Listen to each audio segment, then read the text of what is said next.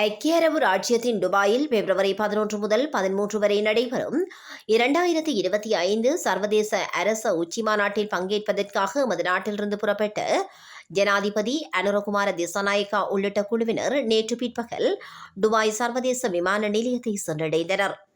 ஐக்கிய அரபு ராச்சிய வெளிநாட்டு வர்த்தகத்துறை ராஜாங்க அமைச்சர் கலாநிதி தானிஃபின் அகமட் அல் ஜெயித் உள்ளிட்ட அரசு பிரதிநிதிகளால் ஜனாதிபதி உள்ளிட்ட குழுவினருக்கு மகத்தான வரவேற்பு அளிக்கப்பட்டது.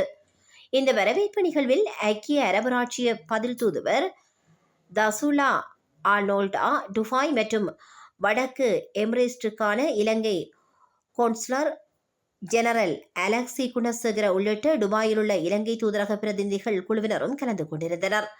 ஜனாதிபதி அனுரகுமார திசாநாயக்கா மாஸ்டர் இன்வெஸ்ட்மெண்ட் குழுமத்தின் பிரதம நிறைவேற்று அதிகாரியும் ராசல் ஹைமா ஆட்சியாளரின் மருமகனுமான சேக் அப்துல்லால்பின் முகமது அல் ஹாசிமை சந்திக்க உள்ளார்.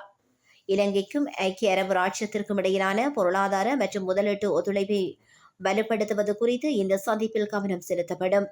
அதனைத் தொடர்ந்து துபாயில் அமைந்துள்ள புகழ்பெற்ற எதிர்கால அருங்காட்சியகத்தில் நடைபெறும் ராப்போசன விருந்துபசராத்திலும் ஜனாதிபதி பங்கேற்றார். வெளிநாட்டு அலுவலர்கள், வெளிநாட்டு வேலைவாய்ப்பு மற்றும் சுற்றுலாத்துறை அமைச்சர் விஜித கேரத்தும் இந்த விஜயத்தில் ஜனாதிபதியுடன் இணைந்துள்ளார்.